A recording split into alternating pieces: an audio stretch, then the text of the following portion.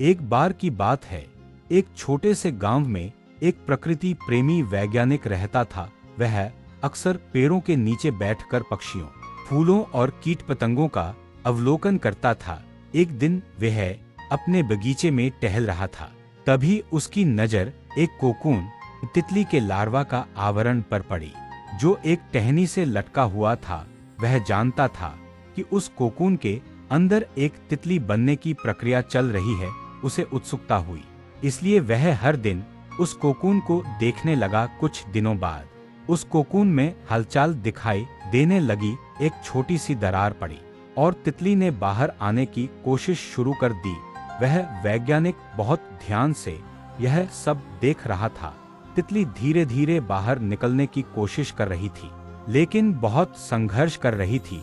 उसने लगभग 1 घंटे तक खुद को बाहर निकालने की कोशिश की, पर फिर उसकी गतिविधियां धीमी पड़ने लगी।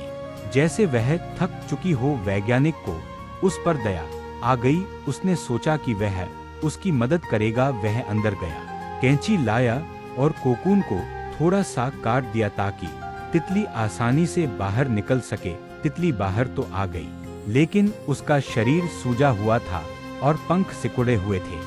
वैज्ञानिक को यह देखकर बहुत दुख हुआ।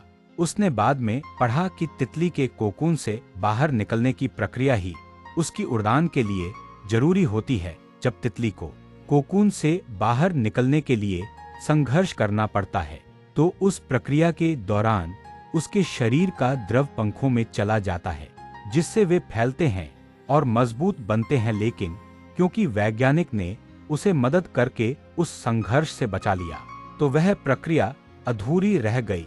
परिणाम स्वरूप तितली कभी उड़ने योग्य बनी ही नहीं। यह कहानी बहुत कुछ सिखाती है। इस कहानी का निष्कर्ष, इस कहानी से हम यह सीख सकते हैं कि जीवन में आने वाली कठिनाइयां हमें रोकने नहीं, बल्कि उड़ान देने के लिए होती हैं। जो व्यक्ति संघर्षों से डरता है, वह जीवन की ऊंचाइयों तक नहीं पहुंच पाता, और जो व्यक्ति धैर्य रखता है, मेहनत करता है और सीखने के लिए तत्पर रहता है, वह एक दिन जरूर उड़ता है, ठीक एक तितली की तरह, जो कोकून की जेल को तोड़कर आकाश में उड़ती है।